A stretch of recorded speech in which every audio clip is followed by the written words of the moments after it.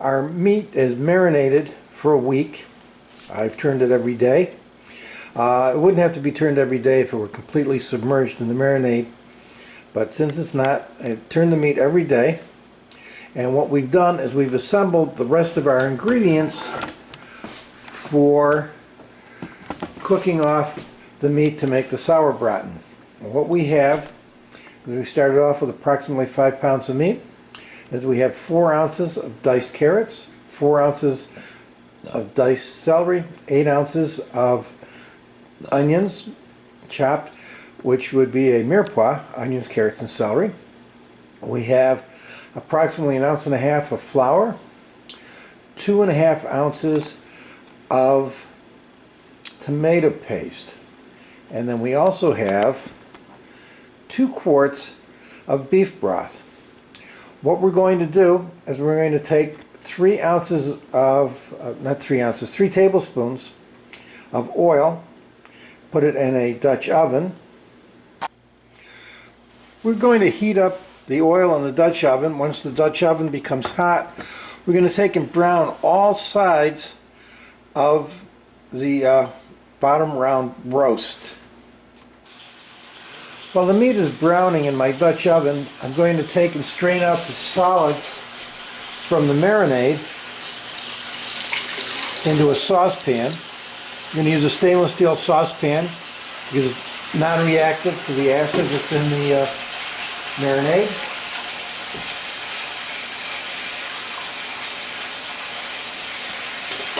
And once we've taken out the solids, we're going to put this on the stove and bring it to a boil. We're going to try and get a nice sear on all sides of the meat. Now I'm using a bottom round. Very often I'll use an eye round. It makes for nice even slices and makes for a nice presentation.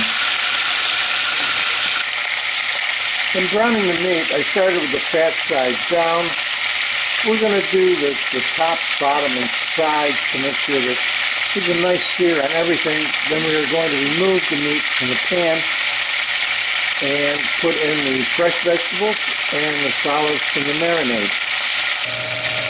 When browning your meat, you'll notice that when you try to turn it, it may stick to the bottom of the pan, even though you have oil in it or whatever. Don't try and pull it off the bottom of the pan. The meat will let you know when it's ready to be turned, that it'll release itself from the pan. So just gently test it, and when it releases from the bottom of the pan, you can turn it to sear another side.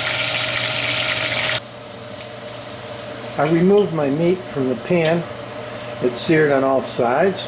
And now what I'm going to do is add the solids to the marinade, my fresh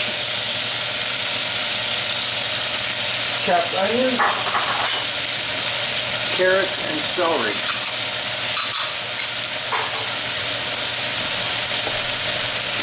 We're going to cook these over a medium heat until they just turn brown. I'm going to use a heat-resistant spatula just to stir these up a little bit.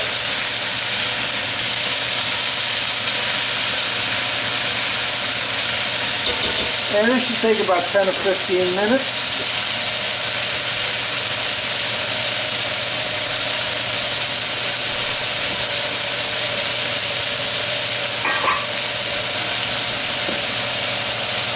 In the meantime, we got our marinade that we strained the solids out of, and we brought that to a boil. And we will add that to the vegetables once they've browned.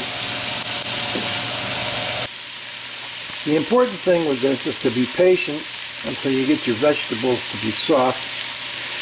Once that they are soft, we're going to take and spread the 2.5 ounces of tomato paste on it and get the tomato paste to brown up slightly. Taking our tomato paste,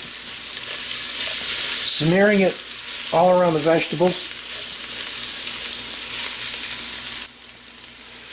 We're going to let this brown just a little bit.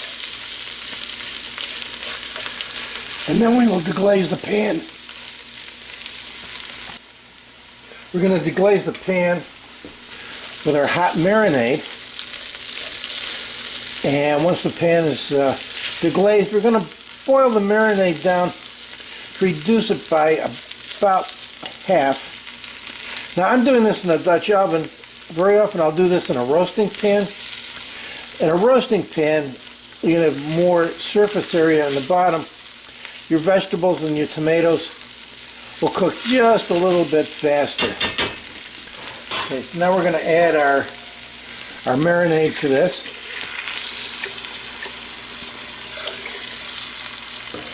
Crank the heat up to high.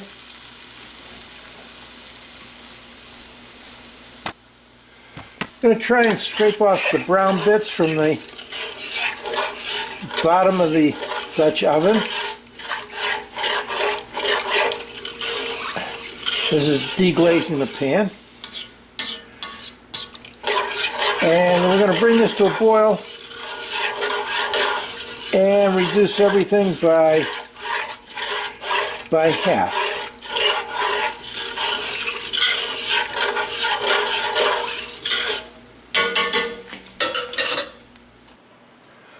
While my marinade is boiling down in half, I'm going to take my 1.5 ounces of flour, 1 cup of the beef broth from the 2 quarts of beef broth. I'm going to mix that up so that it'll be ready to go in after I put in my beef broth and bring it to a boil. We have now reduced our marinade by half. We're going to add our beef broth and we're going to bring this up to a boil. And once it comes to a boil, we'll add that 1 cup of beef broth that we mixed with the 1.5 ounces of flour.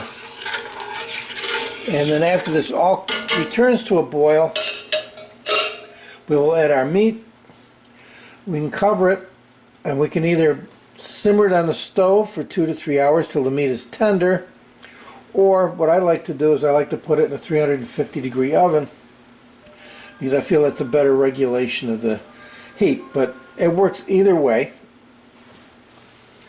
Everything is boiling very nice, and we're going to take and add our flour beef broth mixture to this.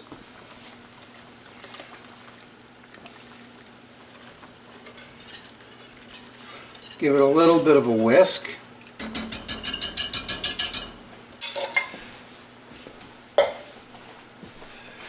And next we're going to add our meat back into the pan. It's not completely submerged, and that's just fine. We're going to bring this back to a boil.